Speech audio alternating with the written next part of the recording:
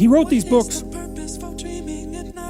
notebooks that haven't been published yet, called the Black Books. And the Black Books are the documentation of his experiments with his imagination. And what he would do is daydream, like a child daydreams. He regained that faculty, although I think with Jung it was a faculty that had never really disappeared. And he had figures of imagination that came to him that he could speak with. And he spoke with these figures of imagination and documented that over a very long period of time. And that was eventually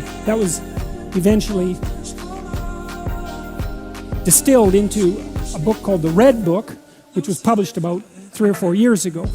And it was a book that Jung regarded as the central source from which all his inspiration emerged. It was sort of, the way it looks to me is that we embody a lot of information in our action. And our action has developed as a consequence of imitating other people. And not only the people around us, but of course the people around us imitated the people who came before them, and those people imitated the people who came before them, and so on, so far back that it's as far back as you can go. And so you embody these patterns of behavior that are extremely informative, that you don't understand, that are a consequence of collective imitation across the centuries. And so then those patterns can become manifest as figures of the imagination.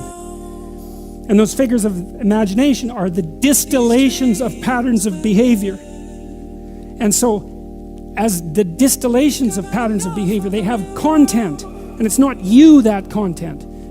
You could even think about it as content that's evolved, although it's culturally transmitted. It's content that's evolved. And so these figures of the imagination can reveal the structure of reality to you.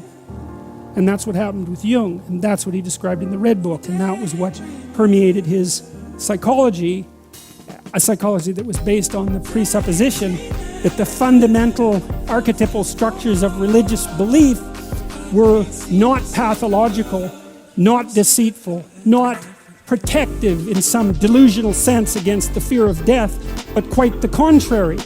The very stories that enabled us to move forward as confident human beings in the face of chaos itself. And it's conceivable, I think perhaps probable, that nothing more important conceptually happened in the 20th century than that. Because it was the first time post-Enlightenment that a rapprochement between the intellect and the underlying religious archetypal substructure occurred. You have in the capacious intellect of Jung, and the same thing happened to some degree with Piaget, the religious domain and the factual domain were brought back together. And the fact of Jung's enduring and increasing popularity and influence, I would say, is a direct consequence of that. Now, some of his work was spun off into the New Age, and the New Age is a very optimistic and naive movement. 5 years later. I've never seen a critique of Ion. Now this is very interesting because it points directly to Jung's astrological hypothesis, which he advances in Ion. That being that in the age of Pisces, the collective psyche was split by a conflict between Christ and Antichrist. These were, according to him, symbolized by the 2 fish of Pisces. There was an implication that in the coming age of Aquarius, this conflict would have to be resolved. I have my own objections to this. I never found Jung's dualism very convincing. Jung believed that Christ was the first fish of Pisces, and not the second. But I think in the final analysis, he was mistaken. Christ was the knot, which tied them together, and from whence they came. And this star, Al-Risha, it's not a star. It's a binary system. 2 stars bound to a common gravitational center. To the New Age, predicated on the idea that you can do nothing, say, but follow your bliss, and that will take you ever higher to enlightenment, and that's not the Jungian idea at all.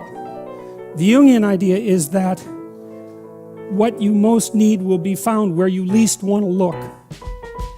So there's this story, King Arthur, there's this story of King Arthur, that they're all in a round table, right? King Arthur and his knights, they're all equals, they're all superordinate, but they're all equals. And they go off to look for the Holy Grail, the container of the redemptive substance, whatever that is. It might be the stories differ, and the Holy Grail is lost. That's the redemptive substance, and the knights of King Arthur go off to search for the Holy Grail, but they don't know where to look. Where do you look when you don't know where to look for something you need desperately but have lost? Well, each of the knights goes into the forest at the point that looks darkest to him. And that's Jungian psychoanalysis in a nutshell.